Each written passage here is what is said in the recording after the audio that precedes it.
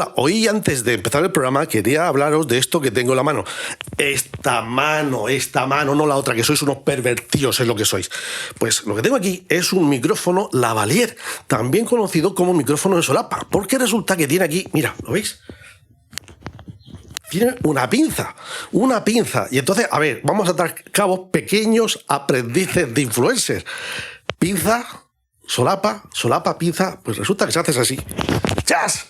Las dos manos libres, las dos. Y puedes hacer cosas, puedes aplaudir, puedes bailar, puedes tocarte, bueno, lo que tú quieras. Y esto se tarda un segundo en quitarlo y un segundo en ponerlo. ¡Milagro! De nada. Hasta luego, listos. Entonces, claro, cuando tenía que dibujar la chica, me la dibujaba mi hermana mayor, ¿no? Le hacía la carita, yo hacía el cuerpo a lo mejor y tal la carita, y entonces ella con ojos, pestañas, no sé cuántas, no salía, ¿no? Pero, claro, me quedaban muy masculinas. Hasta que, claro, dice, bueno, mis amigos decían, bueno, pero es que le faltan tetas. Digo, ostras, es verdad. Entonces hacían las tetas, ¿no? Entonces cuando hacían las tetas, ¿no? Le hacían unas tetas unidireccionales que iban para el mismo sitio, ¿no? O sea, tú hasta que no conoces las perspectivas, ¿no? El cuerpo humano bien, y sobre todo cuando dominas.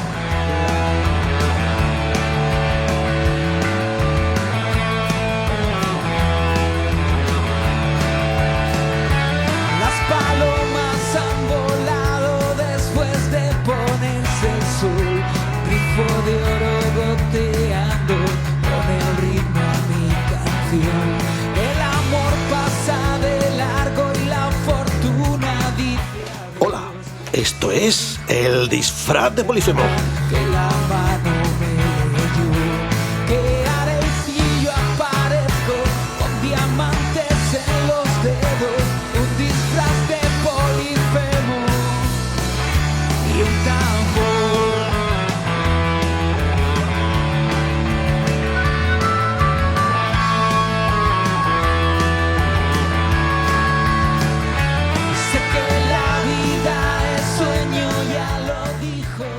Hoy, en el disfraz de Polifemo, recibimos a uno de los dibujantes más inclasificables, prolíficos y resistentes del cómic español.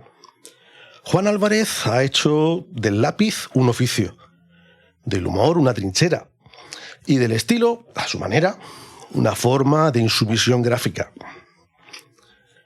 Detrás de sus tiras hay un trazo reconocible, una forma de mirar y de dibujar que han acompañado a más de una generación, aunque no siempre lo haya parecido. Juan, ¿qué tal? ¿Cómo estás? Muy bien, aquí en este espacio contigo, pues insuperable. Te has portado muy bien, te sigues portando, veremos a ver cuando cuando terminemos, a ver cómo va. Luego te pregunto otra vez si sigues pensando lo mismo. Venga, me lo pregunto. A ver, he leído muchas formas de definirte. ¿Cuál encaja mejor? ¿Historietista, dibujante, guionista, autor, ilustrador, caricaturista? ¿O ninguna de esas te hace justicia por completo? Hombre, casi siempre me han gustado las definiciones de historietista o ilustrador, ¿vale? Ahí encajaría más. Porque aunque he hecho caricaturas, por ejemplo, pero no me considero un caricaturista, ¿no? Entonces, autor, bueno, pues la palabra autor nos lleva también a otros contextos de otros medios de expresión, ¿no? Como escritor, ¿no? En fin, algo, aunque soy un autor completo la mayoría de las veces, algunas veces, ¿no? O en las novelas gráficas últimas que he hecho, ¿no? Guionista, dibujante, todo, ¿no? Pero sí, mejor historietista e ilustrador. ¿Y qué tiene el término historietista que no tengan los demás? Porque define exactamente qué es lo que hago. Soy un señor que cuenta historias a través de viñetas, que hace historietas. Bien. Pues a mí en las entrevistas siempre me gusta marcar el tono al principio, ¿no? Ahora que ya no me hemos presentado. Y creo que esa primera pregunta de arranque, la que te voy a hacer ahora, es un poco la que marca el nivel, el tono, pero sobre todo el nivel del entrevistador.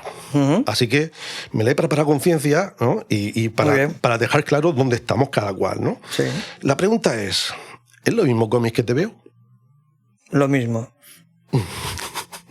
Sí. Lo que pasa es que la gente empezó a renegar del término tebeo, ¿no? Como algo digamos, más infantil, entonces le pusieron el término inglés, cómic, para, ¿no? sacarlo un poco fuera para que... No, es que leo cómic que es un poco más para adultos. El TVO es para niños. Pero digamos que la palabra castellana que siempre se ha utilizado ha sido la palabra TVO, que es muy bonita y que nos lleva siempre a la revista TVO, que nació a principios del siglo XX y que forma parte de nuestra cultura popular.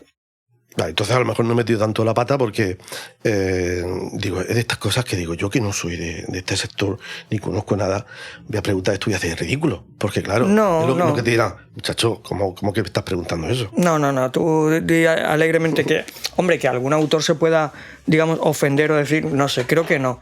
Yo creo que la mayoría de la gente que nos dedicamos a hacer historieta, cómic, nos gusta mucho la palabra TVO. ¿Eres un dibujante de qué? De TVO. Que eso es precioso. Vale. ¿Will Eisner o Ibáñez? Will Eisner. ¿Por? Pues porque me toca más la patata y el corazón cuando he leído su historia. Como lo conociste, ¿no? A Will Eisner, sí, en Barcelona, en un salón del cómic.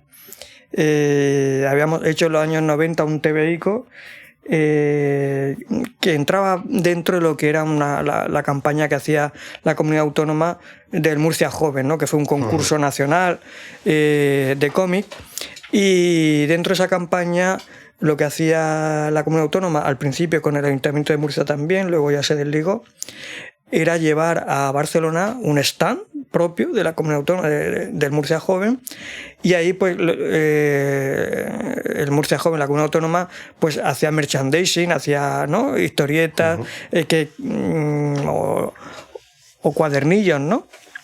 Póster, chapas, para mostrar en el stand de Murcia, como cualquier otro de los que hubiera, para que la gente pudiera comprar también, adquirir cosas, ¿no?, de Murcia.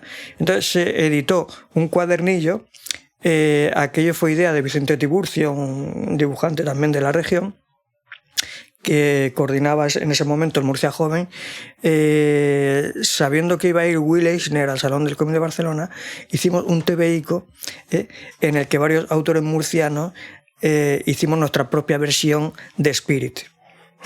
¿Qué es Spirit, para situarnos? Porque yo sí conozco Spirit porque es de lo poquito que yo he leído de cómic, pero eso conozco a Will Eisner, no, ya está, no sé nada más. Sí. Pero ¿qué es? ¿Quién es? ¿Qué pinta? Es un superhéroe, entre comillas, realizado por Will Eisner con guión propio, que era como un detective con un sombrero y enmascarado, ¿no? Se aleja un poco del resto de los superhéroes porque no tenía poderes, ¿no?, innato ni nada de eso, sino su inteligencia, su puño, y estaba también dibujado y también contado con una cantidad de personajes secundarios que hacían adorables ese tipo de historietas. Son historietas de los años 40-50 en blanco y negro, y fue un icono absoluto, ¿no? ¿Fue él el que acuñó el término de novela gráfica o no? Bueno, a Will Eisner se le atribuye, bueno, nunca, vamos, su idea era hacer un cómic y ya está, pero muchos teóricos dicen que la primera novela gráfica es la de Will Eisner, Contrato con Dios, que hizo a principios de los 80, y piensan que esa fue la primera novela gráfica. Bueno, luego si quiere hablamos del término novela gráfica, vale. El por qué y el cómo, pero suelen decir eso, ¿no?, que la primera la hizo él. En la introducción he omitido hablar de que la entrevista que tenemos hoy entre manos formaría parte de esa línea de entrevistas que inauguramos hace unos cuantos programas, en los que introdujimos la idea de vivir de un sueño, es decir, una serie de entrevistas en las que el personaje ha luchado por seguir su sueño y triunfar haciendo eso que quería hacer. Por eso tengo que ir a la siguiente pregunta, y no puede ser otra que: ¿tú de pequeño qué querías ser de mayor? Dibujante de TVO. ¿Y eres? Dibujante de TVO. Vamos bien entonces, ¿no? Bastante bien. ¿Y cómo empezaste a dibujar? Es decir, concretando, es decir, la primera vez que te pusiste a dibujar, ¿qué te impulsó a ponerte a dibujar? Porque sí, yo quería ser bombero, después saldrá la palabra bombero, astronauta, futbolista, ese tipo de cosas, pero esto quizás no es tan común. ¿Cómo te llegó a ti ese gusanillo? Hombre, yo creo que es algo genético, algo que luego, muchos años después, he descubierto, ¿no? Por parte de mi madre. O sea, yo no sabía que a mi madre le gustaba dibujar. sí que le gustaba leer tebeos. Ajá. Entonces, yo cuando era pequeño yo no sabía nada de esto. Mi madre no me contaba que a ella le gustaban los tebeos de pequeño. Bueno, más tarde me lo contaba, tal cual, pero claro, lo que no sabía es que a ella también le gustaba dibujar. Ajá. Mi madre trabajó duro porque trabajaba en una posada que tenía mi abuela, que quedó viuda, y todos trabajaban en la posada, y más las mujeres, siendo desde niñas ya trabajando muy duro. Y mi madre se escapó cuando se enteró que había una señora que enseñaba a dibujar un par de veces, y cuando mi abuela se enteró, pues ya no fue nunca más. O sea, eran momentos duros en que las mujeres tienen que estar en casa y trabajando y dejarse de tonterías, ¿no? De leer tebeos y de dibujar. Además, lo del tebeo como que ya de por sí tiene como una parte peyorativa de cosa menor, ¿no? Sí, era como entretenerte. ¿Tú qué haces con eso si eso no va a ninguna parte, ¿no? O sea, la vida consistía en trabajar y poco más. Entonces, pues así de duro era todo, ¿no? Y bueno, pues yo empiezo... yo me recuerdo a los 6 años dibujando, quizá uno de mis primeros dibujos fue un avión. ¿Un avión? Sí, porque algunas veces íbamos a visitar a mi tía Josefa y a mis primos a Alcantarilla, y vivía justo al lado de la base aérea de Alcantarilla. Entonces, claro, yo de la terraza de su casa veía cómo despegaban los aviones, se lanzaban los paracaidistas, y aquello me fascinaba. Y cuando volvía a Mula, porque nosotros vivíamos en Mula, toda mi familia de mi madre es muleña, y de ahí somos todos, aunque yo nací en Mazarrón, pues volví a Mula y me ponía a dibujar aviones y paracaidistas, ¿no? De una forma, pues imagínate un niño de 6 años, ¿no? Que avión dibujaría. Pero algunas veces cuando doy talleres de cómic, de dibujo y eso, dibujo ese primer avión, ese primer dibujo, porque me acuerdo perfectamente. Pues es curioso que has dicho que era genético y lo has argumentado bien, porque no es lo mismo decir que es genético y observarlo a tu alrededor, Sí. que decirlo, pero no haberlo observado hasta haberlo cotejado después. Luego, posiblemente sí que haya ese punto genético, porque no es por transferencia. En casa no había cultura de tebeo. No leían allí, yo a mi madre no la veía trabajar, ¿no? Porque bueno, trabajaban en una zapatería que pusieron mis padres arriba de la plaza. Y luego, como fue muy bien, pues hicieron un edificio, y en el bajo edificio mi madre estaba en una zapatería abajo y mi padre arriba. O sea que eran unos tíos emprendedores fantásticos. Y nunca vi a mi madre dibujar. No, mi madre no dibujaba. Bastante era con que criar 4 mendrugos. Vaya, esa palabra. 4 zagales, ¿no? Llevar la casa para adelante y todo eso, lo que significaba también una mujer del momento, ¿no? Llevar tantas cosas para adelante. Y no, yo nunca vi a mi madre dibujar, excepto hace 3 o 4 años, para que veas. Vale.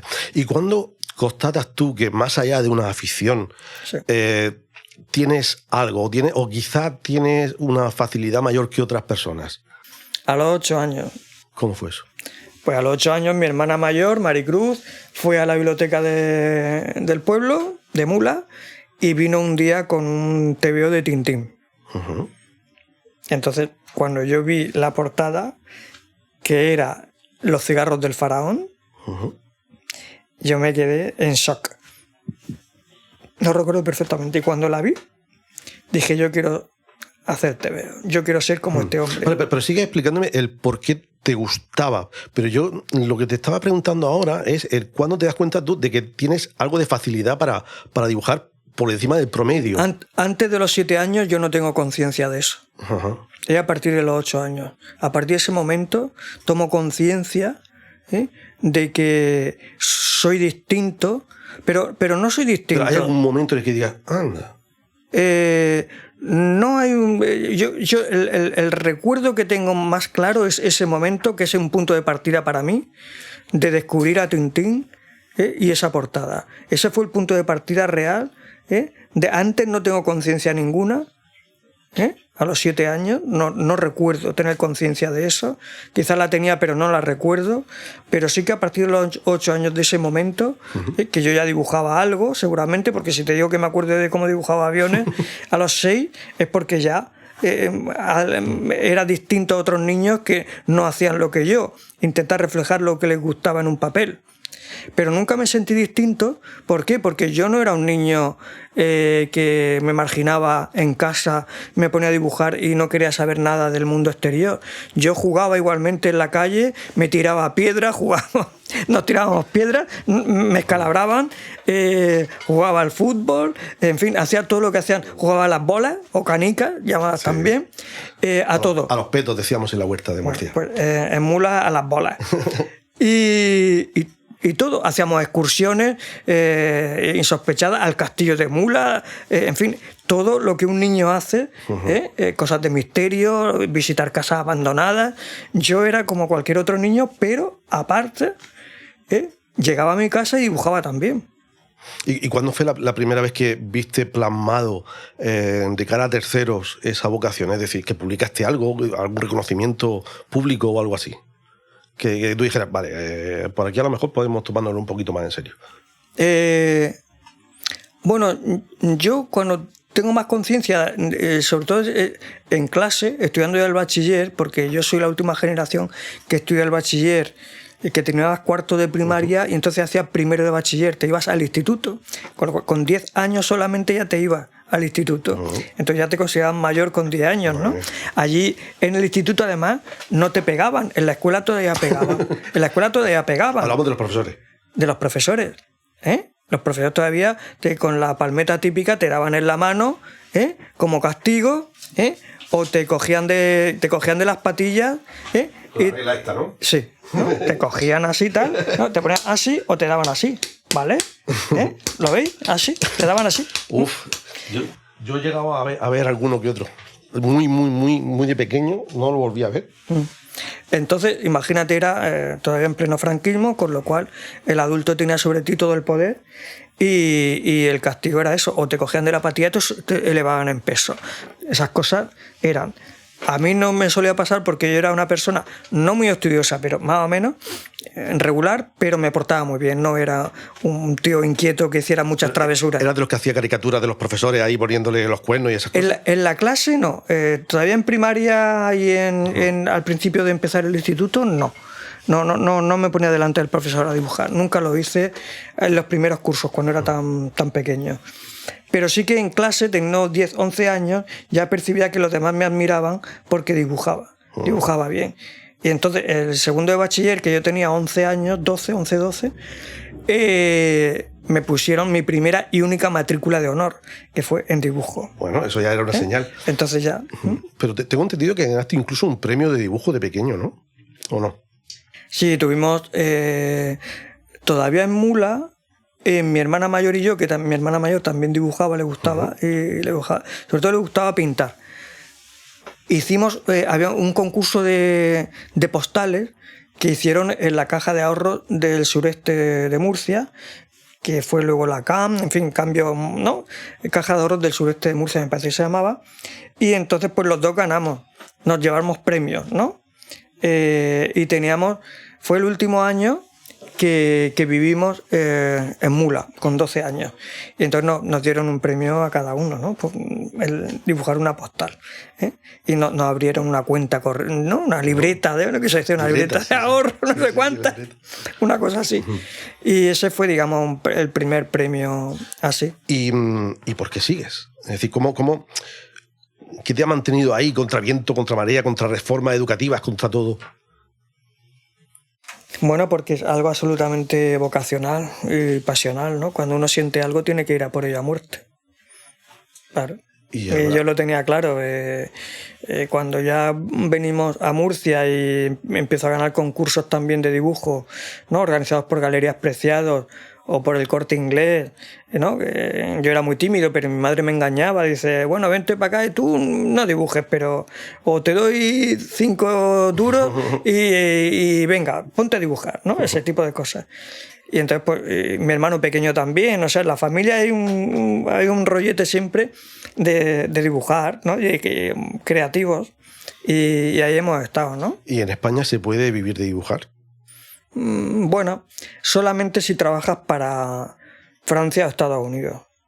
En España, hacer TVOs, no, porque ya dejaron de existir las revistas que había en los años 80 y 90, eran revistas semanales y mensuales.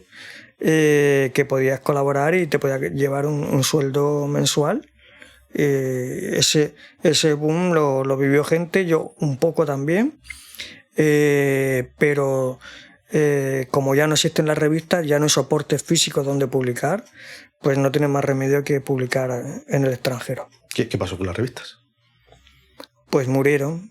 La revista se dejó de editar papel. Ahora mismo, digamos que las nuevas tecnologías han superado el tema del papel, de tal forma que los jóvenes ya no consumen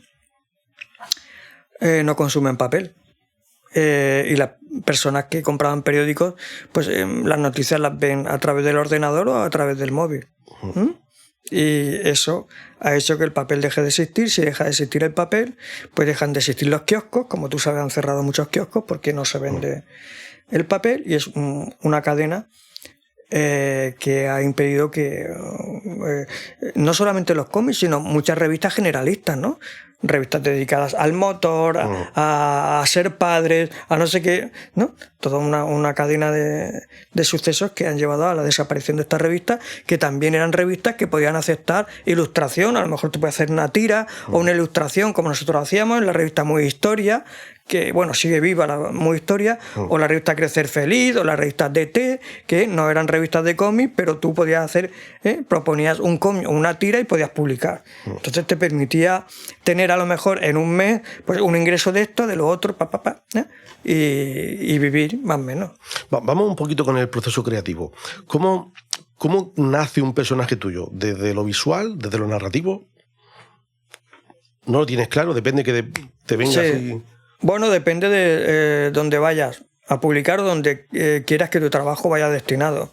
Por ejemplo, cuando a mí me proponen en el año 85, una vez que vengo de Madrid, ¿no? Que he estado sobre todo haciendo dibujos animados, ¿no? Para la Hanna-Barbera, Don Quijote de la Mancha, todas estas cosas, pero yo quería hacer tebeos, un amigo, Manuel Muñoz Zielinski, que es un videoartista también, profesor de francés de la Universidad de Murcia era en ese momento, un gran conocedor del cómic francés, del cómic italiano, pues un día nos conocemos y me dice que están creando en la Universidad de Murcia una revista, la revista Campus, y que bueno, que necesitaban un dibujante hacer una tira o alguna cosa así.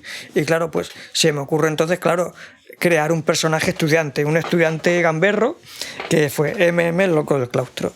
Entonces, claro, te dicen revista universitaria, pues creas el personaje que crees que es más indicado para esa cabecera, claro. Que ahí fue donde nos conocimos tú y yo sin que ninguno de nosotros lo supiéramos. Porque yo era así. consumidor de la revista. De la revista. Sí, y ha mencionado televisión, El Quijote, pero eso eran dibujos animados. ¿Se trabaja igual? ¿Tiene algo que ver una cosa con otra o no? No se trabaja igual, puesto que no eres tú el que crea desde el minuto cero. El cómic te permite ser tú, ¿no? Como mucho puedes tener un guionista, ¿no? Que hace la historia pero el proceso como mucho son entre dos personas, salvo en Estados Unidos que hay guión, lápiz, tinta, no sé qué, rótulos. Y mucho dinero. Esa historia, ¿no? Pero el dibujo animado tiene que trabajar tanta gente para hacer una película, ¿no? O un episodio de media hora, que son muchos departamentos en los que tú eres una pieza más. ¿Y qué es lo que buscas cuando defines los rasgos de un personaje? ¿Te fijas en el cuerpo, el gesto, los trazos? ¿O volvemos a lo de antes, que depende del caso? No, cuando tú creas un personaje, pues piensas que cómo puede ser ese personaje. Si es un estudiante gamberro, bueno, pues vamos a ver qué cara puedo hacerle a un tío, ¿no? Joven, gamberrete y tal, y entonces pues vas probando, ¿no? Haces bocetos hasta que logras el tipo de personaje que crees que va, ¿no?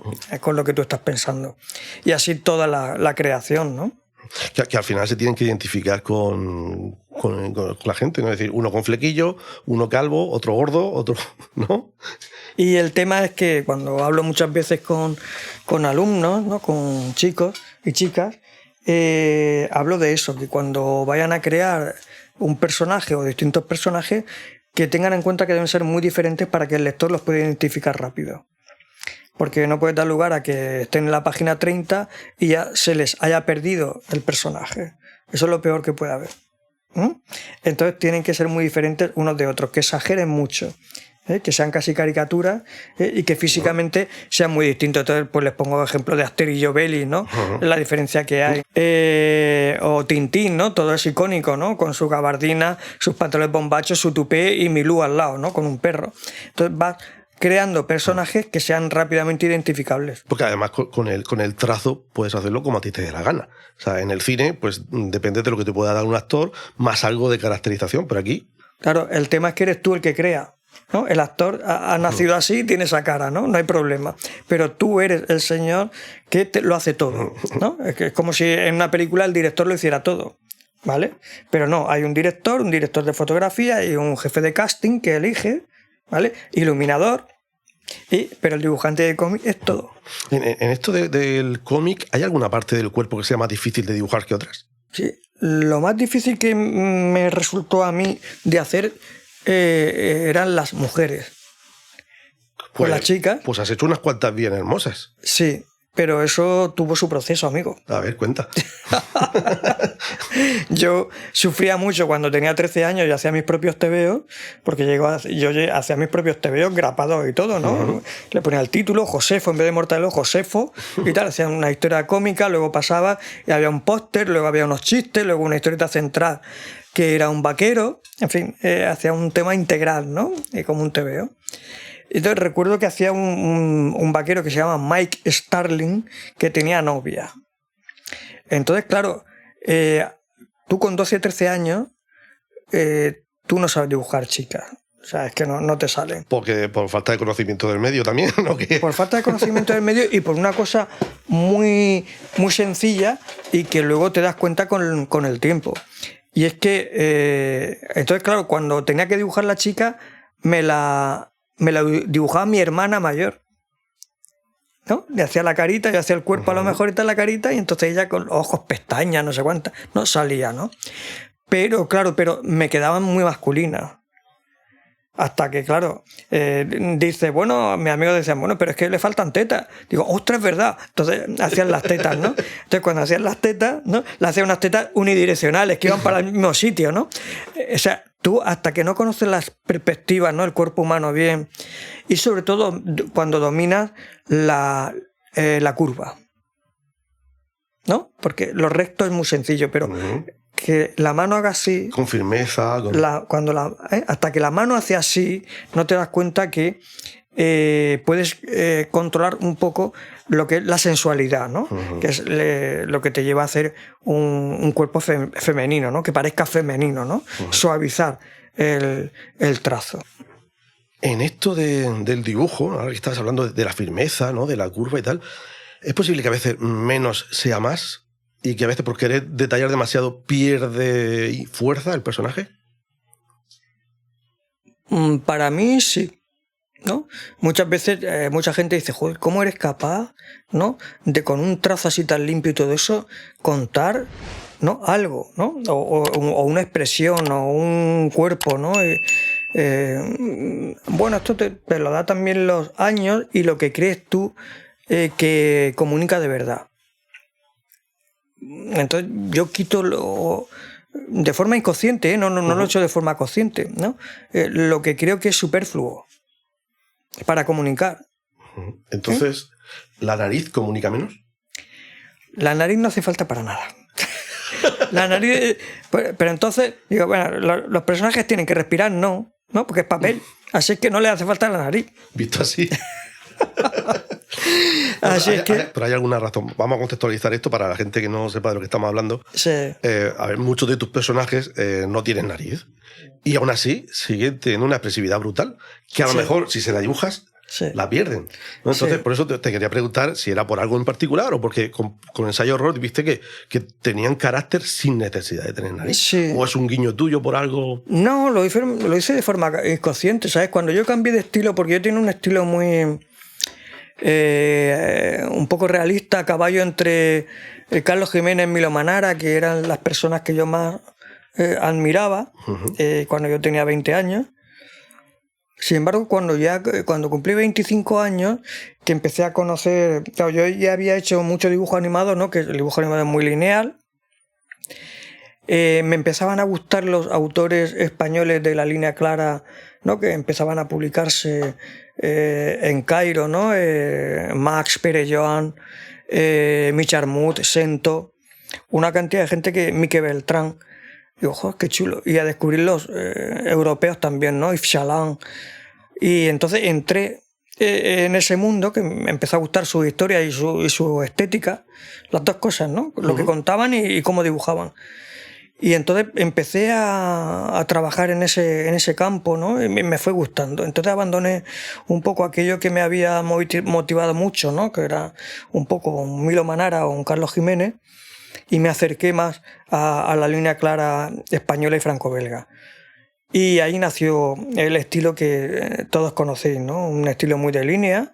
Y me salió que sin nariz los personajes, o sea, haciéndole las orejas, ¿no? Esas que hago grandes, y cambiando un poco el formato de cara, el volumen de los cuerpos, el pelo. Yo creo que es suficiente, o para mí, ¿no? Para definir mis personajes, el pelo, el cuerpo. El pelo y el cuerpo hacen que... Y la forma de la cara, ¿no? Más ovalada, más cuadrada. Es lo que...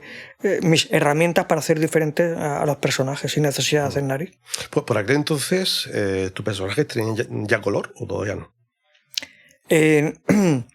Yo empiezo con el color en el año 85, en el 90. En el año 90, el último año en que se publicó en la revista Campus, fue en color la portada y la contraportada, con lo que me permitió hacer al personaje AMM en color.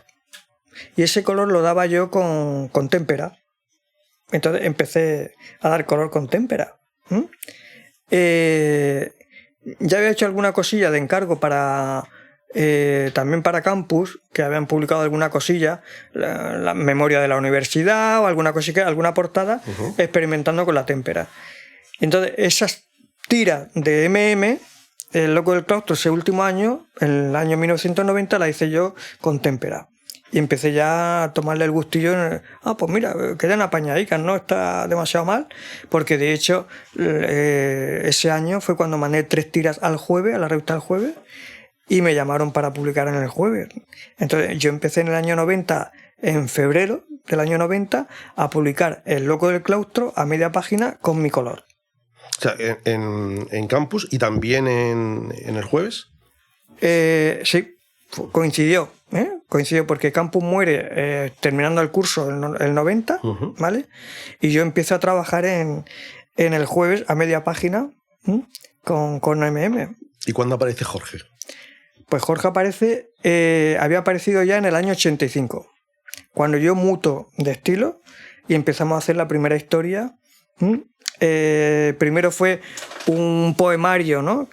Unos dibujitos de una musa supuesta del autor, del poeta, que no llegó a publicarse, y luego ya con una historieta que yo había hecho cuando vivía en Madrid, con el estilo anterior, más realista, pues la adapté al nuevo estilo. Y entonces, bueno, cuando Jorge me enseñó sus cosas, ¿no? Que nos presentó mi hermano Antonio, nos presentó. Entonces le dije, oye, pues vamos a experimentar, ¿no? A óleo. Esa historieta está ahora mismo colgada en el Museo de los Molinos del Río, ¿no? Celebrando nuestros 40 años. Entonces fue una historieta de 4 páginas que cuando la vio Joan Navarro en Murcia, la publicó en 1986 en la revista TVO. Precisamente TVO, que fue, digamos, retomar de nuevo esa cabecera, pero con dibujantes actuales del momento, ¿no? De la línea clara, ¿no? Ahí estaban todos los que te he dicho, ¿no? Max Perejoan, Michel Armut y toda esta gente. Y entonces vino a Murcia Joan Navarro, le enseñé esta historieta, le encantó, y esa fue la primera vez que publicamos con esa historieta en el año 1985. Y para los que no tenemos ni idea de cómo funciona eso, ¿cómo trabajáis? ¿Cómo os organizáis el trabajo? Es decir, Jorge se encarga solo de colorear, compartís guiones. No, solamente. Eso, O sea, bueno, a ver. Jorge, ostras, mira lo que está diciendo. Madre mía. O sea, lo de Jorge es paranormal, ¿no? O sea, es de otra galaxia. Cómo pinta, cómo da los volúmenes. Yo cuando terminamos esa historieta, o sea, yo digo, madre mía, esto vamos a triunfar, esto lo vamos a petar con esta historia. Y yo lo tenía clarísimo. Bueno, y hasta donde se puede, en el contexto actual, bueno, en el contexto de España, lo petasteis, ¿no? Sí. O sea, esa primera historia que hizo Jorge a óleo, la pintó a óleo, y la segunda también la hizo a óleo, ¿vale? Que también se publicó en la revista Zona 84, que fue la heredera de 1984. Por lo que te decía, entonces había revistas mensuales y tenías la posibilidad, empezabas, pero, jope, ¿no? Era chulísimo poder meter algo tuyo en una revista, en revistas que existían, tenías esa posibilidad. Y Jorge, sobre todo, lo que hace es el color, ¿vale? Yo me encargo del guión y de la historieta, de la creación de los personajes, de la narrativa, y Jorge el color. En algún momento pues, me ha dicho alguna vez, me ha contado algo y tal, pues si he creído que era realizable, ¿no? Y que tenía un toque chulo, pues se ha hecho, ¿no? Pero en general soy yo el que hago el guión y el dibujo de la historia. ¿Y cómo surge la historia? ¿Con un guión? ¿Con una idea vaga? ¿O volvemos a lo de antes? Depende del caso. No, una idea. Depende, mira, como no teníamos prisa, no era un encargo que nos hicieron, cuando hicimos la primera historieta, que se llama Vida Esta, que es una historia que transcurre en el metro de Madrid, no teníamos prisa porque no era un encargo de nadie, ¿vale? No era un encargo de nadie. Entonces nos tirábamos medio año haciendo 4 páginas. A ver, medio año, 4 páginas. 6 meses haciendo 4 páginas. Porque Jorge, o sea, yo sí, ¿no? Estaba habituado a un ritmo, pero Jorge nunca se había enfrentado a algo así, ¿no? Que no es normal ese ritmo. Quiere decir que en ese momento concreto os lo tomasteis con ese, pero no es ese el ritmo. Claro, pero es que, por ejemplo, era algo nuevo para nosotros, para Jorge. Coger una página y pintarla a óleo, eso nunca se había enfrentado a él a algo así. Él pintaba a ratos también, o lo que le gustaba, ¿no? Sus portadas, sus cosas, pero como no eran de encargo tampoco, pues él llevaba sus ritmos, siempre iba así. Y entonces, claro, se enfrenta a algo así, y como no era... Yo, claro, a mí me apetecía que acabara cuanto antes para mandarla cuanto antes, porque veía que era tan espectacular. Sí. ¿No? Que tan espectacular. Y tenía ansiedad, ¿no? ¿No? Me creaba una ansiedad. Entonces, pues... Pero claro, amigo, cuando ya en el 90, que le enseñamos unas páginas pintadas por Jorge a Jean, el director del Jueves, yo ya estaba en el Jueves, ya te digo, ¿no? Desde febrero, cuando ya le enseñamos unas páginas pintadas por Jorge, que era una página de un chico, un rockabilly, que se mete en el metro también, y aparecen los indios, muy onírica también, y lo ve Jean, dice, yo quiero páginas con este color.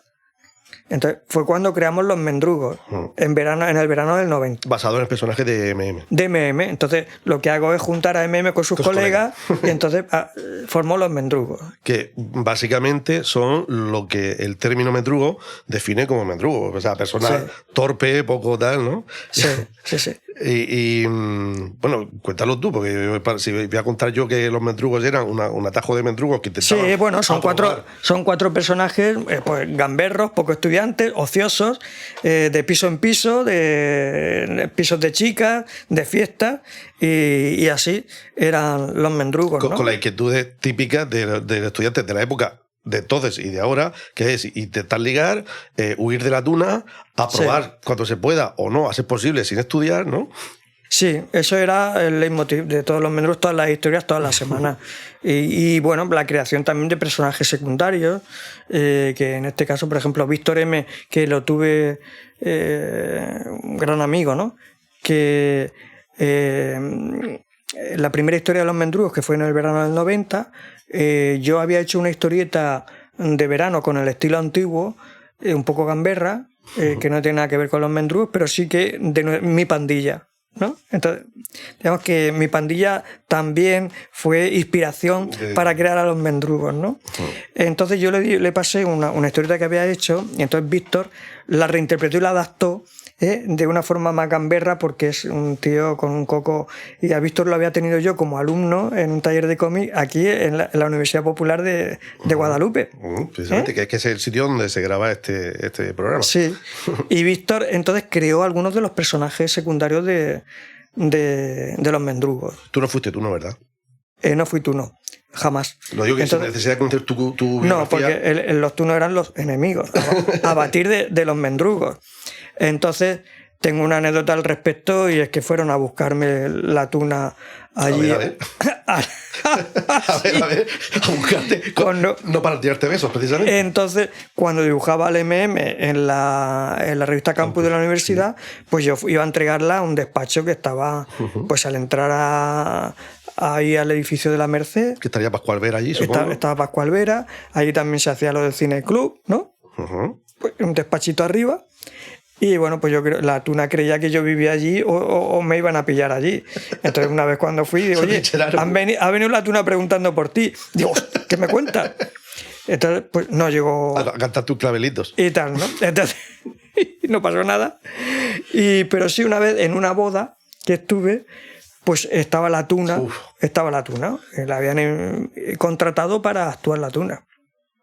¿Te reconocieron? Y yo allí digo, madre mía. O el hecho de ser un personaje anónimo, el dibujante, te salvó. No, uno siempre piensa que no lo van a reconocer, porque y más todavía era muy pronto para que me reconociera nadie y tal, y todo eso. Pero entonces sentí una mano sobre mi hombro. Digo, hostia. Y era un tuno. Digo, voy a morir. Hasta aquí hemos llegado. Yo creo, adiós. Me despedí de mi madre y de mis padres y tal. Mamá, te quiero. Adiós, papá. Y tal. Hola, tú eres Juan Álvarez, tal, que hace al MM y tal, en la universidad. Digo, sí. Bueno, iba a decir que no, pero... dice, ostras, es que a mí me gustan mucho las tiras del MM y tal. Digo, muy bien. Entonces, encantado y tal. Y bueno, ahí fue ese momento de pánico, pero que no pasó a más. ¿Y existe un Juan sin Jorge? ¿O no se puede desligar ya a esta altura? Sí, se pueden desligar. De hecho, hace años que también hacemos cada uno nuestras cosas, cada uno por su parte. Y es bueno y sano que sea así, ¿no? Porque Jorge tiene unas inquietudes pictóricas, hace exposiciones por su parte también, ¿vale? Y yo pues hago también mis cosas, hago cómics por mis... Pero me refiero, los personajes que habéis creado juntos no se entienden sin vuestro trabajo conjunto, ¿no? Yo creo que no. Es decir, yo, claro, cuando, por ejemplo, hago una dedicatoria o algo tal, pues claro, el dibujante soy yo y el que he creado el personaje. Sí, una cosita así rápida, ¿no? pero... Pues entonces claro. hago tal cual, ¿no? Cuando estamos juntos, pues entonces Jorge le da un toque de color, ¿no? Porque estamos en ese momento y nos han invitado a firmar y vamos los dos porque los dos hemos hecho posible que existan esos personajes, ¿no? Pero si mañana llegara la universidad y dijera revista Claustro, sí. Los Mendrugos, hay que revivir a los Mendrugos. Tendríais que ser vosotros dos, entiendo. Entonces, claro, si son los Mendrugos, pues somos los dos. Si es MM lo que el Claustro, soy yo, porque, ¿no? Entonces, pero digamos que los personajes más icónicos que hemos creado, ¿no? Más reconocibles, los hemos creado entre los dos. Con su color ya no serían tan reconocibles si no fuera con el color de Jorge, ¿vale? Se sabría que son, puesto que el dibujo es mío, ¿no? Son todos totalmente identificables, ¿no? Pero digamos que cuando tú ves una historieta, ¿no? de los Mendrugos con el color de Jorge, o Lucía, Gabinete de Sexología, o la Capitana Diana, o Ira y sus cosas de bombera, el último personaje que hicimos, pues es que todo el mundo dice, ¡pum! Son estos dos. Yo como lector crecí con Campus, como he comentado antes, con El Jueves, con Los Mendrugos. Ahí detrás tienes un ejemplar que todavía conservo. Por los del Jueves los perdí todos bajo la mudanza. Bueno. ¿Tú crees que hay un eco generacional percibible de esa época, esos personajes, y que ha perdurado, ¿no? Es decir, que dice, aquí hay un legado, hay unos personajes, hay una historia, y que eso ha trascendido, y que gente como yo te digo, oye, pues mira, joder, Los Mendrugos, yo me sentía identificado, tal. ¿Notas como que eso ha trascendido a ese nivel?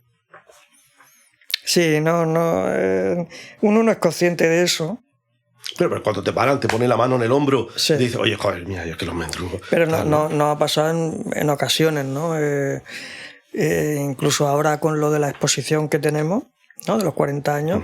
Pues Bueno, gente- cuéntalo porque no sé si llegaremos a publicarlo cuando todavía esté. ¿Hasta cuándo está? Bueno, pues todo junio va a estar también. O sea que, bueno, para celebrar nuestros 40 años, ¿no? Desde 85, 1985, 2025, pues hemos decidido hacer 3 exposiciones que el Ayuntamiento de Murcia nos ha cedido, 3 espacios maravillosos, ¿no? Los Molinos del Río Segura, la Sala Caballeriza y el Museo Ramón Gaya.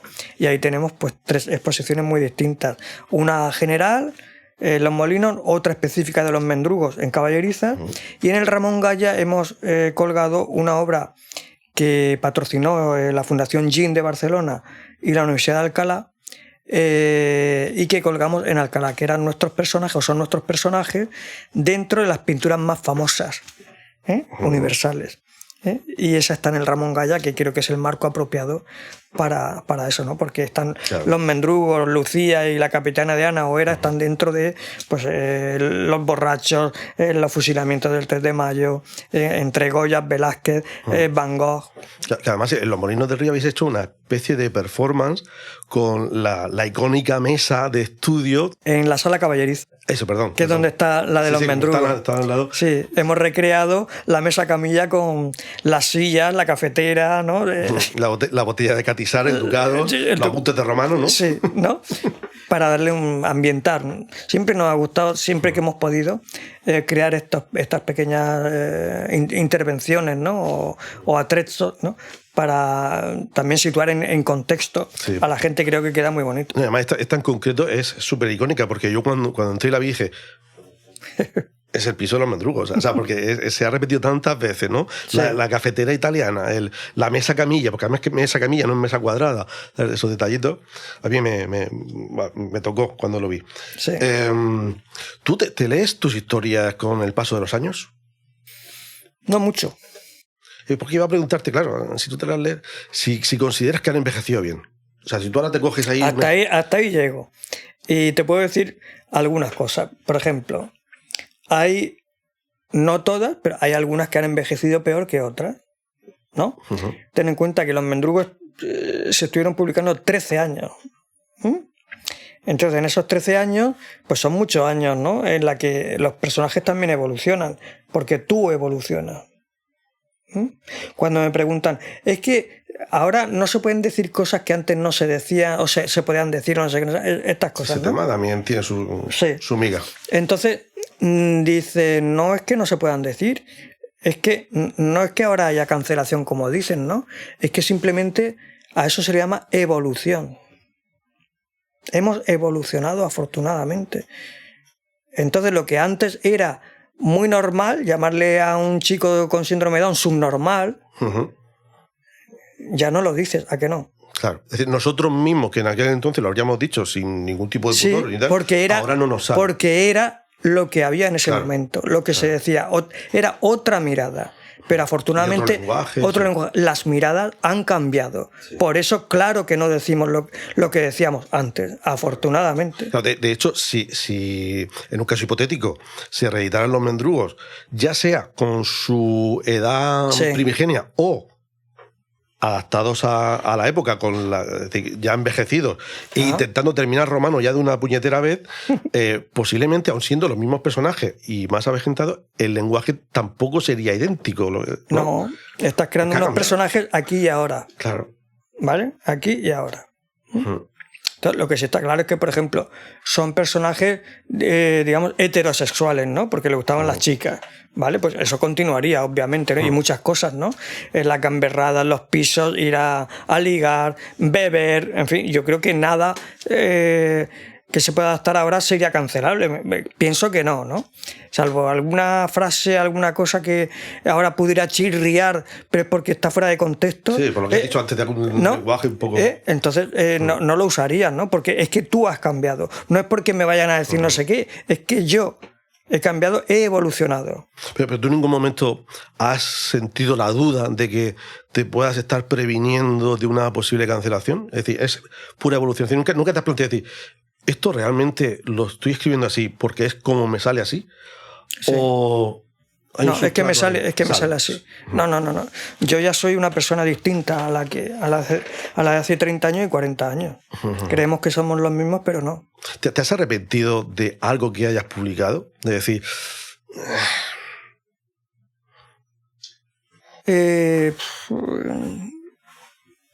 Pienso que no. No sé. Quizá... Pero no, en general no. Los personajes que he creado, que hemos creado y eso, se han creado en un contexto muy específico, en una época muy precisa. Por ejemplo, el último personaje que hemos hecho, el de Era y sus cosas de bombera, es que ves precisamente nuestra evolución. Porque ese personaje se creó en 2018 y ha dejado de publicarse en 2021. Eso está ahí al lado. Y tú ves, la lees y sabes que eres tú ahora mismo, comparándola con historias de Lucía o de la Capitana Diana del año 90 o 95, ¿vale? Entonces es que no. Entonces tocaba hacer eso porque eres tú, tú eres ahora así, y por eso ese personaje lo has enfocado así. Entonces ahora hay un momento muy interesante, o está viendo, ¿no?, la aceptación de lo diverso, y que mucha gente se empeña en no aceptar lo diverso. Están ahí emperrados todavía como si tuvieran 20 años. Digo, no, el mundo cambia, el mundo cambia afortunadamente. Entonces ya no hay familias como antes, ¿no? Ya no hay familias como antes. Ahora una familia pueden ser 2 mujeres, 2 hombres, incluso de 3 mujeres que tienen hijos, hombres que tienen hijos. Ha cambiado todo. ¿Por qué no aceptas eso? ¿Qué te pasa? ¿No? Esos sí que son los canceladores, los que no aceptan, ¿no?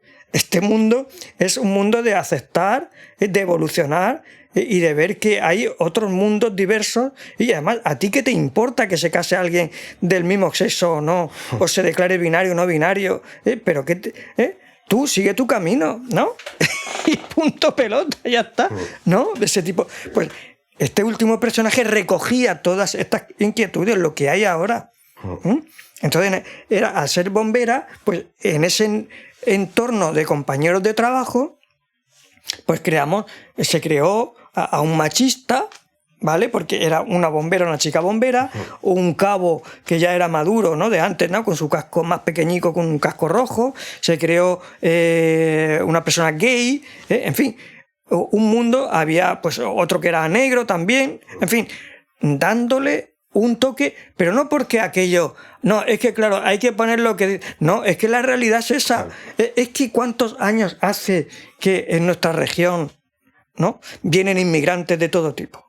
Y los vemos ya por la calle y hemos asumido que están. Sí, como es una parte del paisaje más. Hace 30 años no existía. Claro. No teníamos aquí personas magrebíes, no había marroquíes, no había argelinos, no había tunecinos, no había sudamericanos, no había subsaharianos. De hecho, hay una frase de Amanece que no es poco. Sí. Me recuerda esto, la de coño, un negro. Sí. No, que luego le da la vuelta al negro. Sí. Hombre, que vivo aquí 30 años ya, no sé qué, ¿no? Sí. Entonces, quizás por ahí ¿No? enlaza eso. Ahora no, ahora eso no. Entonces, esa es la realidad, ¿no? La realidad es que tú vas a un trabajo y te encuentras a un compañero que es negro, un compañero que es chino y un compañero que es de no sé dónde, ¿no?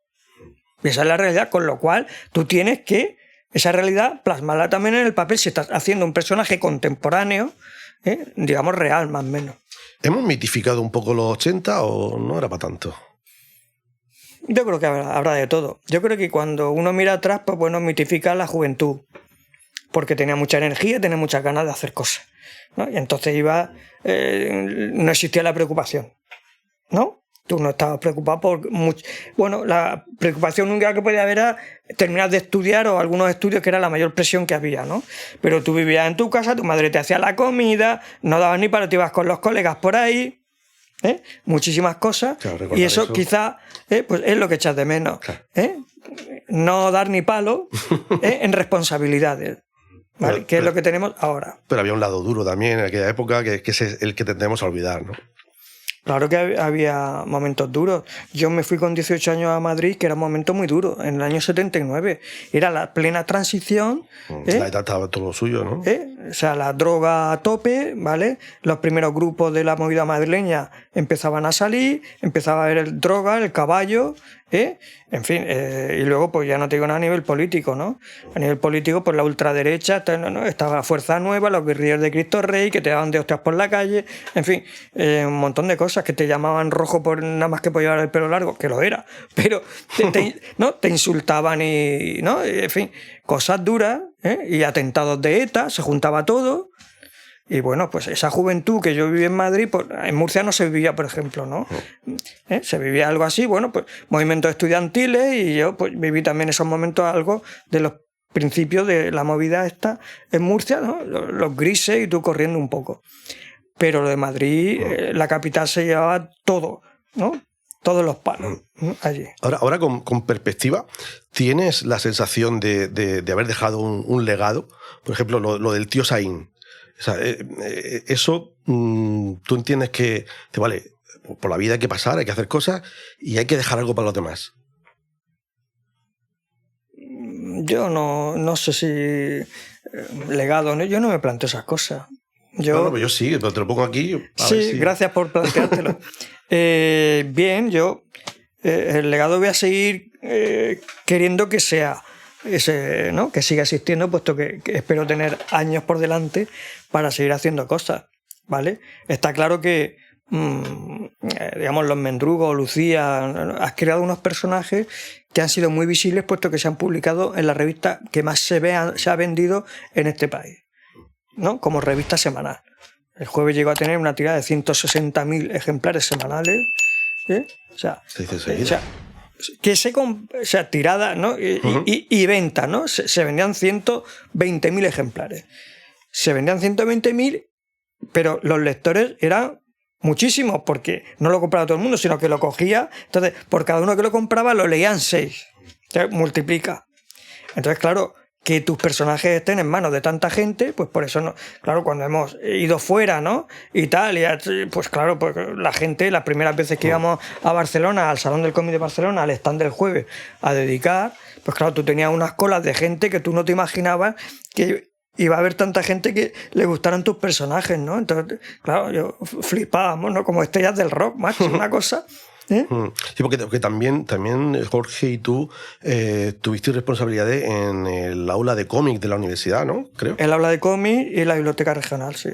En la biblioteca regional tuvimos 2 ciclos distintos como coordinadores, hojeando cómic, y luego creamos Comic Corner, que fueron 2 eventos distintos, ¿no? Traernos a gente interesante a nivel nacional y a nivel internacional. Aquí trajimos a David Lloyd, el dibujante de V de Vendetta. Lo trajimos a Jean-Claude Messier, el padre de Valérian, y el señor que diseñó muchísimas de las cosas de la película El Quinto Elemento. Claro, por eso digo que no solamente tu obra directa, sino ese fomento sí. Por eso decía legado, ¿no? Como algo más que una colección de dibujos. Pues bueno, supongo que sí, porque yo creo que poca gente en esta región ha trabajado tanto, ¿no? por esta labor, ¿no?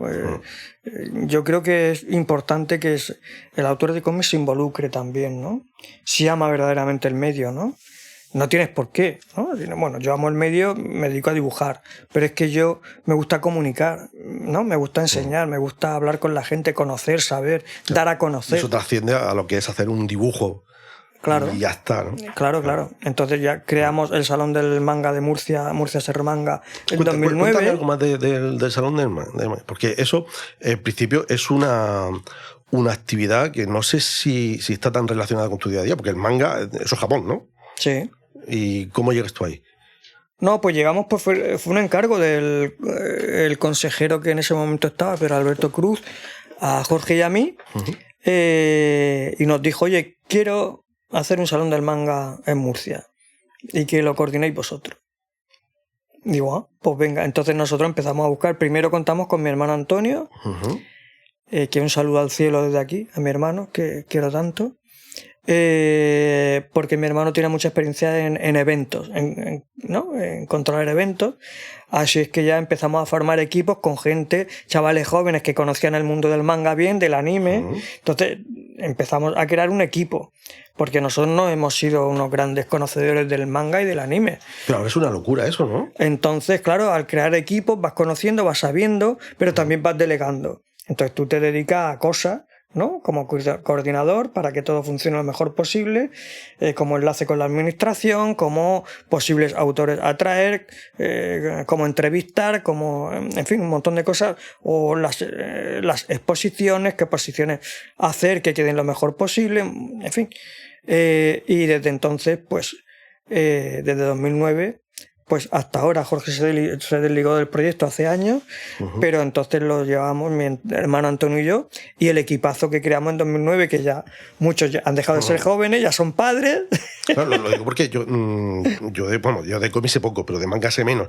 Pero sí me ha pasado alguna vez de pasar por ahí de casualidad cerca y decir, ¿qué es esto que está pasando aquí? Toda esta gente a cientos, ¿de dónde ha salido toda esta gente? Y claro, ¿y tú estabas detrás de todo eso entonces? Sí.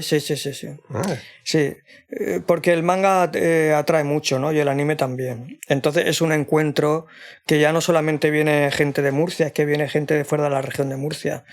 Hemos conseguido romper esa barrera de la frontera regional y eso es fantástico. ¿Qué es Las manos de Cupido? Pues Las manos de Cupido es el último TVO que hemos sacado, editado por Nuevo 9, que es la editorial con la que yo he hecho las últimas 2 novelas gráficas, ¿no? Como Peces en la red y Sueños de tinta. Entonces, pues yo le propuse a mi editor, Ricardo Esteban, fíjate que yo no se lo propuse. A ver. No. Cuando yo fui a presentar Sueños de tinta, en 2023, mi editor había contactado con un coleccionista que estaba interesado en comprarnos obras a Jorge y a mí. Entonces, al contactar con este coleccionista, pues ya vio obras nuestras que yo le mandé por WhatsApp, imágenes, y nos compró cosas y yo me las llevé a Madrid físicamente, porque yo iba a presentar mi cómic Sueños de tinta en Madrid, pero comimos juntos. Entonces estaba este coleccionista, estaba Ricardo Esteban y yo. Entonces fue el coleccionista el que le pinchó a mi editor para sacar un recopilatorio de las historias de Playboy en un solo volumen. Y yo recuerdo a Ricardo que en ese momento no estaba muy por la labor. Con lo cual yo dejo estar, ¿vale? Yo no presiono a la gente. Si no veo a las personas convencidas, dejo estar, ¿no? Y meses después me llama Ricardo, oye, ¿cuándo vamos a sacar el libro de Playboy? Y yo, coño. Entonces se lo dije a Jorge y va muy contento, la verdad, que haya podido salir. Pero cuando hablamos de Playboy, hablamos del Playboy de americano. Todos conocemos, el americano. Claro, estas son historias que se publicaron en la revista Playboy. Mayores, ¿no? Sí, bueno, pues nos fichó Hefner, el hombre de la bata y... de la casa, la mansión esa, de la mansión Playboy, y todo eso. En el año 2000. Sí. Y esto fue pues por un concurso que se hizo, un concurso mundial, del que tuvimos noticias nosotros gracias a Ficomic, que es el ente que organiza el Salón del Cómic de Barcelona, entre otras cosas. Entonces un correo electrónico que se ve que mandaron a todos los autores españoles y me llegó a mí, que es el único que he recibido y nunca jamás he vuelto a recibir otro. Anda. Excepto el de las acreditaciones para ir al salón. O sea, ninguna otra noticia que tuviera que ver, sino convoca a la revista Playboy un concurso mundial de cómic y tal. Entonces nosotros lo vimos. Nosotros estábamos trabajando para 3 o 4 cabeceras a la misma vez en ese momento. Yo hacía una tira diaria para el diario As. Dibujábamos para El Jueves, también para Penthouse, que se había publicado aquí, para la revista Primera Línea, para DT. O sea, estábamos bien. Entonces no pensamos en participar. Pero mi hermano Antonio, una vez más, este tío, dice, pues presentar no tenéis nada que perder, probar, que nunca se sabe. Pero claro, cuando te dicen que es un concurso mundial, yo, por ejemplo... Como que te acojonas un poco. Claro, dices, bueno, ¿qué historia se me puede ocurrir a mí de corte erótico? Aunque yo el erotismo lo tenía muy controlado por crear Lucía, ¿no? La capitana Diana, ¿no? Historias, digamos blancas, eróticas, pues con humor. Y bueno, pues para mí no era demasiado problema. El problema era que yo pensaba que a cuánta gente del planeta se le puede... universales, ¿no? Claro, ¿no? Se le puede ocurrir una idea, digo, mi idea puede ser mejor que... Vete a saber cuánta gente se va a presentar. Claro, y te vas haciendo pequeñito, ¿no? Y te hace... Claro. Bueno, en cualquier caso, se me ocurrió una historia, la hicimos Jorge y yo. Y era una historia de 3 páginas y las mandamos a Playboy en inglés, porque nos la tradujo una amiga nuestra escocesa que controlaba mucho el inglés americano. Y adiós. Y ya nos olvidamos, porque ya te digo que teníamos trabajo en distintas... Sí, sigues con tu vida, ¿no? Y pues tú un día, Sí. oye, que mira, que... Efectivamente. Venirse para acá. Entonces llegó un día esta amiga nuestra escocesa emocionadísima. Acaban de llamarla desde Chicago, porque Playboy tenía 3 sedes, en Nueva York, en Chicago y en California. Y desde Chicago la habían llamado diciendo que le había encantado nuestra historieta, que estábamos dentro de los 10 mejores y que nos llamarían. Entonces nos volvieron a llamar, quedamos finalistas, no ganamos porque no sabíamos que el concurso era de cómic, animación y humor gráfico y chistes. Entonces lo mezclaban todo, ¿no? Era un premio para... Sí. Entonces, claro, ganó una de dibujos animados. Digo, tócate, pues claro, como no enfrentarte a eso, pues claro, supongo, no sé, yo no lo habría hecho, ¿no? Lo de mezclar los 3 géneros que no tienen nada que ver uno con otro. Pero bueno, ellos lo hicieron, ganó una película de dibujo animado, pero eso... ese nominado, claro, ¿no? Que nos mandaron una figurilla muy bonita de una conejita de Playboy. Fue cuando nos impulsó a preguntarle a ella, que hablamos telefónicamente con Michelle Urry, que era la editora jefe de Cartoon de Playboy, que si había posibilidad, si querrían echarle un vistazo a un par de páginas que les mandáramos.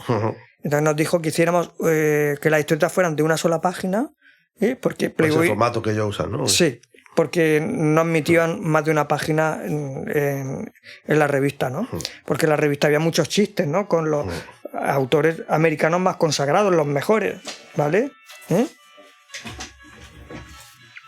Con Sokol, con Rowland, con Kiraz, un montón de autores americanos que tú ibas a estar en esas páginas, ¿no? Y tú temblabas de emoción cuando te dijo, pues os compramos esas 2 páginas que nos habéis mandado. O sea, nos compraron esas 2 páginas y nos mandaron ya los cheques, pom, pom, diciéndonos bienvenidos a la familia Playboy. Pues fíjate que hace apenas unos minutos me estabas diciendo que una de las cosas que más te costaba al principio era dibujar las curvas de mujer. Y bueno, y digo yo que para Playboy otra cosa no, pero mujeres, curvas de mujeres tuviste que dibujar a montón. Sí, pues para que veas cómo son las cosas, ¿no? Cuando uno empieza es difícil y se le resisten muchas cosas. El tema de la mujer, por ejemplo, de dibujarla, dominar el trazo es muy importante, por lo que te he dicho antes, ¿no? Para darle el toque de sensualidad tienes que controlar mucho y el cerebro no está preparado para eso, tiene que madurar, ¿no? Hasta que vas consiguiendo que el trazo haga curvas sinuosas para darle más sensualidad. Me parece que la maduración salió bien, ¿no? Bueno, sí, mucha gente me dice, es que después de Manara tú eres el que mejor dibuja a las chicas, ¿no? Digo, bueno, pues un halago, gracias, pero bueno, ahí está.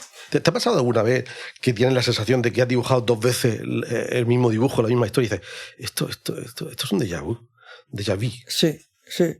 De hecho, cuando hemos repasado historietas para a lo mejor alguna exposición o alguna cosa así, he coincidido con 2 historias que se parecían un poco. Es que son muchos años, ¿sabes? Y no ¿Así me voy a plagiar a mí mismo? Sí, ¿no? Entonces, ostras, ¿no? Y me ha pasado en alguna ocasión, sí.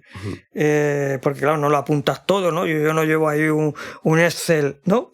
Que ponga... Sí, pero que vas dibujando y dices... Y tal, ya te vas olvidando y tal, y venga, y claro, y son muchos personajes y muchas historias durante tanto tiempo. Son 30 años publicando en El Jueves y 40 de publicar cosas distintas en un montón de medios. ¿Siempre en papel? Es decir, ¿tú no has llegado a dar el salto a digital? No. ¿Por algún motivo en particular? No, porque nos gusta el papel. A mí me gusta dibujar sobre papel, borrar con goma, hacer bocetos con lápiz, entintar, antes con tinta china y plumilla, después con rotulador. Y Jorge, no le quites el papel para poder pintar con pastel, porque es él, ¿no? Pintura, ¿no? Lo matérico. ¿Y qué piensas de la IA generativa de imágenes? ¿Crees que realmente es un peligro real para vuestra profesión? Hombre, es un peligro real en tanto en cuanto que está viendo mucha gente, sobre todo, ya no dibujantes, que tú puedes hacer lo que te dé la gana, pero editores que están metiendo imágenes generadas por IA. ¿Qué significa eso? Pues porque el trabajo se pierde, el trabajo genuino de un ilustrador ya no está. Pues ahora te voy a pedir una cosa. Antes de entrar aquí, te he dicho que te iba a mandar por WhatsApp una imagen. Ahora es el momento de que la mires. ¿La miras? Sí, y me digas qué crees que estás viendo. Vale.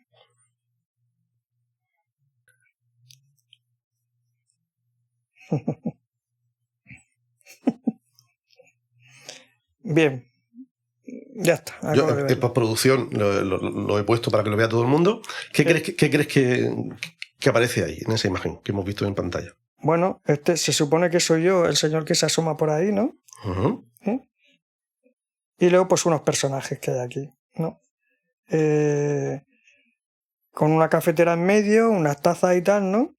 Y podrían ser los mendrugos mayores, ¿no? ¿Es posible? Sí. Que sea ese de hecho, tema. eso es. Esto está generado por IA. Exacto. Claramente. Exactamente. Anoche, y te cuento la historia porque creo que tiene un puntico interesante de contar. Anoche dije, ¿qué tal si le doy a la IA información sobre cómo son algunas de las viñetas? Le pasé algunas de vuestras viñetas de los mendrugos y le dije, genérame una imagen en la que se vea la habitación típica. Bueno, le expliqué con más detalle, sí, ¿no? sí. Tal, y a Juan, que le pasé una foto tuya, asomándose, viendo la escena, ¿no? Uh-huh. Con ese texto, ese diálogo. Sí. Y tuve que hacer como 20 intentos. Uh-huh. Lo digo por lo del peligro. Sí. Y fíjate que no hubo narices, nunca mejor dicho, a que no dibujara las narices, que era uno de los rasgos distintivos de tal. Pues me decía, no puedo hacer eso porque violaría mis políticas por tema de derechos de autor. Es decir, detectó que el tema de la nariz era un rasgo distintivo de tus dibujos uh-huh. y que eso podía estar sujeto a violaciones de restricciones de derechos de autor sí. y que por lo tanto no me lo podía hacer. Uh-huh. Te puedo hacer algo que se aproxime el contexto, los estudiantes, uh-huh. avejentados, tal y tal, pero le dibujaba siempre un pedazo de narizón, con lo cual sí. Yo no creo que haya reconocido a ninguno de ellos. No, porque, para nada.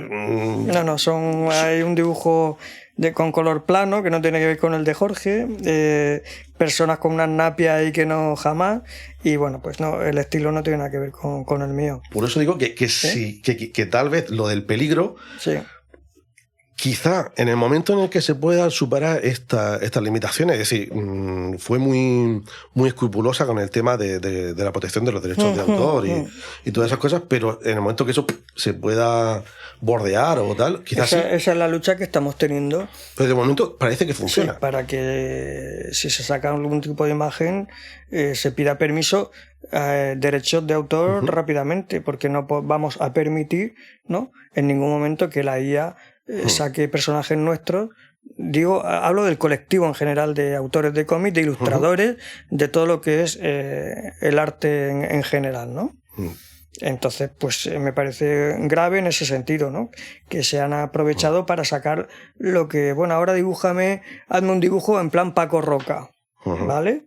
Pues no, pues mal, prohibido, o paga usted, o Paco Roca le dice a usted que no lo haga. Mira, por ejemplo, la revista Muy Historia está generando ahora portadas hechas con IA. Y que se nota además. Y entonces yo me he encontrado un romano con 6 dedos, un un romano a caballo en el que por la parte de allá le asoman 2 piernas al romano, unas cosas, unos engendros. Digo, pero ¿de verdad tienes necesidad de esto? ¿Eres incapaz de pagarle a una persona, a un ilustrador, ¿no? Que sea algo genuino, de verdad? Claro. Y te vas a una IA que todas son iguales, ¿no? Con una ilustración empalagosa ahí, ¿no? Que parecen todas las mismas, ¿no? Todos brillantes, los mismos ojos, las mismas caras, todo es lo mismo. ¿De verdad eso es bueno para ti y para el lector? Yo no lo creo, ¿no? Yo no lo creo. ¿Que tú quieres jugar con eso y hacer cosas? Bueno, pues puedes jugar, pero te la puedes jugar también como tengas derecho, ¿vale? Como le ha dado ahora a un montón de subnormales por hacer dibujitos como los estudios Ghibli, ¿no? De Miyazaki. Que ha habido en 2 meses ahí seguidos. Han colapsado, claro. Han colapsado servidores porque no daban Claro, abasto. ¿no? Y la cantidad de energía que se pierde y el agua que se gasta para todo eso. O sea, la gente no es consciente, a la gente ya se la suda todo. O sea, es por hacer, es consumo absoluto y venga, consumo. La gente cree que esto no va a acabar nunca, pero el agua se termina, no se da cuenta que, ¿no? Entonces, salvo las energías renovables, lo demás acaba. Y el agua no es eterna. Y entonces, para generar todo ese tipo, se necesitan cientos de miles de litros de agua para que no colapse. Sin embargo, un dibujante de cómic se puede tomar un litro de agua al día, o medio. Un ilustrador. En comparación sale perdiendo. Un ilustrador, ¿vale? Consumimos poco, nos comemos una anchoa y un vaso de agua, una marinera, y te podemos crear una ilustración maravillosa con un estilo precioso. Pues para terminar ya, si volvieras a los primeros tiempos, con todo lo que sabes ya, ¿lo volverías a apostar todo al lápiz? ¿O te buscarías una profesión siquiera de apoyo, yo qué sé, tipo funcionario con un sueldo fijo o algo así? No lo sé. No me puedo poner en el pantalón ni siquiera los calzoncillos de un Juan Álvarez de 18 años. Con lo que sabes ahora, claro. Con lo que sé ahora. No lo sé, no sé qué haría. Las circunstancias, digamos que no son tan distintas o tan descabelladas, porque ahora hay mucha gente joven que termina la carrera, no encuentra trabajo en España y se ha ido fuera. O fuera de la región. Fuera de la región a Madrid, Barcelona o al País Vasco, donde sea, los sitios donde pueda trabajar bien. O incluso al extranjero. Ya hay muchos chicos que están fuera trabajando en Inglaterra, en Alemania, en Francia o en Estados Unidos. Chicas y chicos. Bueno, hay que ir donde está tu futuro. Y sin temor ninguno. ¿Tienes la espinita de pendiente de sacarte de algo relacionado con el dibujo? Es decir, leche, pues tengo que hacer esto, que lo voy dejando, algún tipo de personaje, algún tipo de historieta que digas, cachis la mano, a ver si busco o la inspiración, sí, o el empuje o el tiempo. No, ahora mismo no. Mira, hablando de superhéroes, que yo nunca he hecho superhéroes, si hubiera hecho superhéroes, por ejemplo, me habría encantado dibujar a Batman, ¿no? Hicimos una historia, Jorge y yo, de Batman, de 2 páginas, de prueba, con su color y todo eso, pero que quedó súper bonito, ¿no? Pero no las pudimos colocar, ¿no? Pero me habría gustado dibujar Batman, por ejemplo. Yo, que no soy de superhéroes porque he leído muy poco, pero sí que, por ejemplo, Spider-Man y Batman siempre han sido mis 2 personajes dentro del superhéroe de los preferidos, aunque yo no he seguido ni saga, ni tengo idea, ni la grapa, los tomos, nada, ¿vale? Pero bueno, icónicamente me parecían muy chulos para dibujar, ¿no? Y entrar en eso. Yo creo que el mundo del superhéroe lo pueden dibujar gente que ha mamado desde pequeño el superhéroe y conoce los entresijos, sí, ¿no? Tú más en los antihéroes. Sí. Entonces tenemos en Murcia grandes autores que están trabajando. Dani Acuña, que es excepcional, ¿no? Y bueno, pues eso se lo rifan en Estados Unidos. Y claro, pero es que él ha mamado eso, ¿no? Desde pequeño, desde que era joven y desde que empezó a publicar en El Tío Saín, la revista que creamos, siendo jovencico. Y bueno, en esa revista también ahí nació pues, José Luis Munuera, que es un crack ahora mismo en Francia, pues que ha dibujado hasta Spirou. Dani Acuña, que está en Estados Unidos, Manuel Martínez, que también publica en Actiberri, ha publicado hace poco en Actiberri, José Manuel Puela, que publica en el ABC. O sea, hay un montón de gente, Vicente Tiburcio, que llega a publicar en el Víbora. O sea, ¿no? Fíjate tú qué generación de gente, unos más jóvenes, otros de mi edad. Yo ya publicaba en el Jueves, ¿no? Cuando creamos. Pero yo tenía 34 años, 30, y tenía energía para estar con el grupo, con la gente, para hacer estas cosas, ¿no? En Murcia. Bueno, pues Juan, lo dejamos aquí. Muchas gracias por habernos ilustrado un poquito más sobre esto del cómic o del TVO, según se quiera decir, y muchísimas gracias. No sé si mantienes la opinión del principio de que estaba a gusto. Yo he hecho lo posible para sacarlo adelante. A gustísimo. Ha faltado aquí el Catizal, pero no importa. Bueno, estamos a tiempo. ¿Sí? Bueno, pues nos vamos mejor a ver a los mendrugos que tienen una botella de Catizal en la mesa camilla y nos lo tomamos allí. Muchas gracias. A ti. Pues nosotros dejamos aquí el espacio, el disfraz de Polifemo por hoy, y nos vemos en sucesivas ediciones. Si te ha gustado, pues le haces clic, lo recomiendas, lo ves y se lo comentas a los demás, que siempre nos gusta que nuestro ego se engorde un poquito y tengamos un poquito más de visita y nos lo pasemos bien con más gente. Lo dejamos aquí. Buenos días, buenas tardes y buenas noches. Diamantes en los dedos, un disfraz de Polifemo y un tambor.